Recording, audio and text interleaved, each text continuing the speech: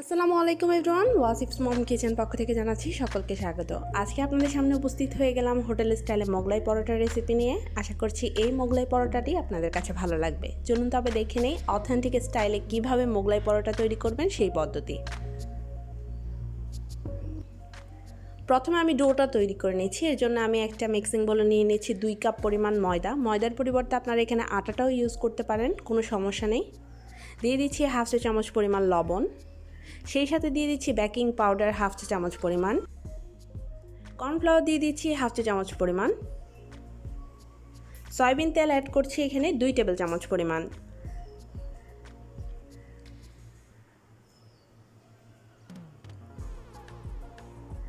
এইবার সবগুলো উপকরণ হাত দিয়ে খুব ভালো মতন ঘষে ঘষে এইভাবে মিশিয়ে নিতে হবে। সবগুলো উপকরণ খুব ভালো মতন হাত দিয়ে ঘষে ঘষে মিশিয়ে নেবেন একটু সময় ধরে। যখন হাতে এইভাবে মুঠ করলে দলা পাকিয়ে যাবে তখন বুঝতে হবে যে খুব ভালো মতন মেশানো হয়ে গিয়েছে। এখন এখানে আমি উষ্ণ গরম পানি অর্থাৎ হালকা কুসুম গরম পানিটা এখানে ইউজ করছি। পানির কোনো মাপঝোপ নেই, এখানে আমি 1.5 কাপ পরিমাণ পানি নিয়েছি। যতটুকু লাগবে পারফেক্ট ডো বানানোর জন্য ঠিক ততটুকু পানি এখানে ইউজ করব। অল্প অল্প করে দিচ্ছি আর খুব ভালো মতন হাত দিয়ে মথে নিচ্ছি। অল্প অল্প করে পানিটা অ্যাড করবেন, এতে পানির ব্যালেন্সটা কিন্তু ঠিক থাকবে। খুব পারফেক্ট একটা ডো বানাতে হবে, খুব স্টিকিও হবে না আবার খুব শক্তও হবে না।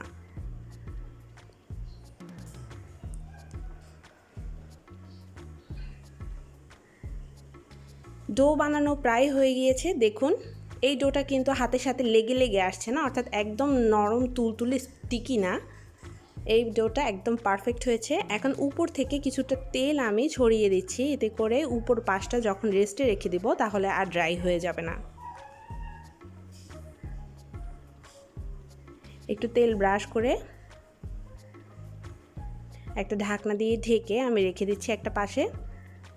এখন পুরটা তৈরি করে নিচ্ছি। তো পুর তৈরি করবার জন্য একটা বাটিতে আমি নিয়ে নিচ্ছি 1.5 কাপ পরিমাণ পেঁয়াজ কুচি। চেষ্টা করবেন পেঁয়াজগুলোকে একদম চিকন চিকন করে কেটে নিতে।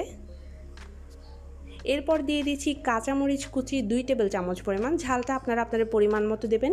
এখানে আমি বড় সাইজের একটা টমেটোকে ভেতরের যে নরম অংশটা রয়েছে সেটা বাদ দিয়ে কুচি করে কেটে নিয়েছি। টমেটোটা দিলে এর স্বাদটা কিন্তু অনেক বেড়ে যায়। ধনিয়া পাতা অ্যাড করছি 3 টেবিল চামচ পরিমাণ। এখন এখানে দিয়ে দিচ্ছি লবণ হাফ চা চামচ পরিমাণ, গরম মশলা দিচ্ছি হাফ চা চামচ পরিমাণ, আর ধনিয়া গুঁড়া দিয়ে দিচ্ছি এখানে হাফ চা চামচ পরিমাণ। সবগুলো উপকরণ একটা কাঁটা চামচের সাহায্যে খুব ভালো মতন মিশিয়ে নিচ্ছি। হাত দিয়ে মেশানো যায় ঠিকই, কিন্তু হাত দিয়ে মেশালে যেহেতু এখানে লবণ দেওয়া হয়েছে অনেকটা পানি ছেড়ে যাবে কাঁচামরিচ পেঁয়াজ থেকে, তাই কাঁটা চামচের মাধ্যমে এইভাবে মিশিয়ে নেবেন, এতে করে পানি ছাড়লেও খুব অল্প ছাড়বে। এখন দিয়ে দিচ্ছি ডিম 2টি। এবার ডিমটাকেও খুব ভালো মতন ফেটিয়ে নিচ্ছি।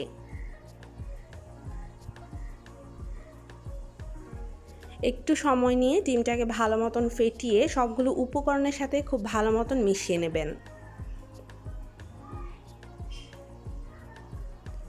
পুরটা অলমোস্ট রেডি হয়ে গিয়েছে। এখন এই পুরটা একটা পাশে রেখে দিচ্ছি। আবারও ফিরে আসলাম খামিরের জায়গায়। খামিরটা আগের থেকে আরও অনেকটা সফট হয়ে গিয়েছে, দেখতে পাচ্ছেন।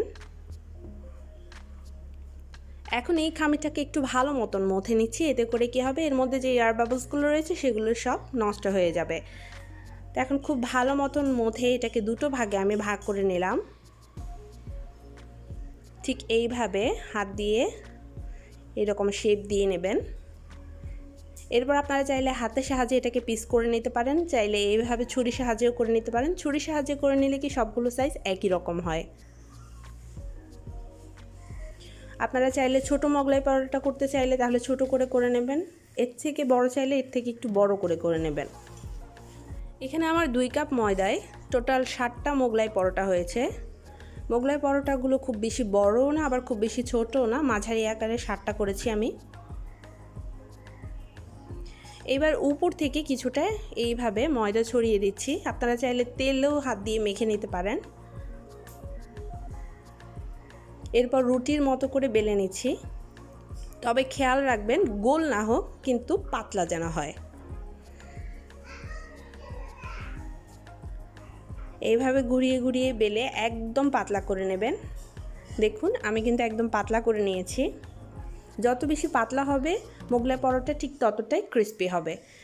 এখন আমি পুর দিয়ে দিচ্ছি, এখানে 2 টেবিল চামচ পরিমাণ পুর দিয়ে দিলাম। পুর দেওয়ার সাথে সাথেই ভাঁজটা করে নেবেন, তা না হলে এই যে ডিমের যে অংশটা সেটা কিন্তু বেরিয়ে যাবে।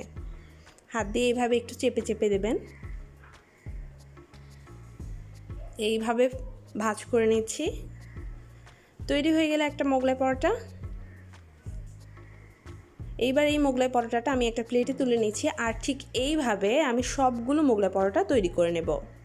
মোগলাই পরোটাগুলো তৈরি করা হয়ে গেলে আমি চুলায় চলে যাচ্ছি ভাজার জন্য। চুলায় একটা কড়াই বসিয়ে আমি পর্যাপ্ত পরিমাণ তেল দিয়ে হালকা গরম করে নিয়েছি। খুব বেশি গরম করবেন না, এতে করে কী হবে মোগলাই পরোটার উপরে কালার চলে আসবে, কিন্তু ভিতরে যে পুরটা সেটা কিন্তু কাঁচা থেকে যাবে। আস্তে আস্তে সবগুলো মোগলাই পরোটা আমি দিয়ে দিলাম। নাড়ানাড়ির দরকার নেই, এগুলো নিজে থেকেই তেলের উপরে ভেসে উঠবে। দেখতে পাচ্ছেন একটু একটু করে এগুলো তেলের উপর ভেসে উঠেছে।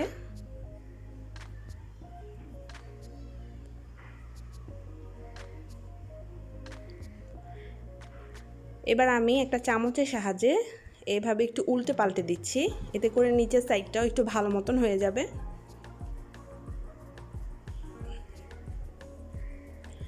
দেখতে পাচ্ছেন অলমোস্ট কালার চলে এসেছে।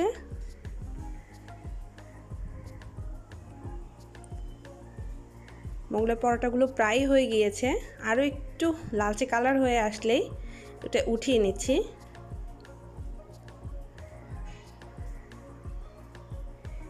খুব ভালো মতন তেল ছাড়িয়ে একটা প্লেটে আমি পরোটাগুলো তুলে নিচ্ছি। সবগুলো মোগলাই পরোটা ঠিক এইভাবে ভেজে নেব। এই মোগলাই পরোটাগুলো ভাজতে আমার সময় লেগেছে 7 থেকে 8 মিনিট। একটু সময় নিয়ে ভাজলে পরে এগুলো অনেক বেশি ক্রিস্পি হবে।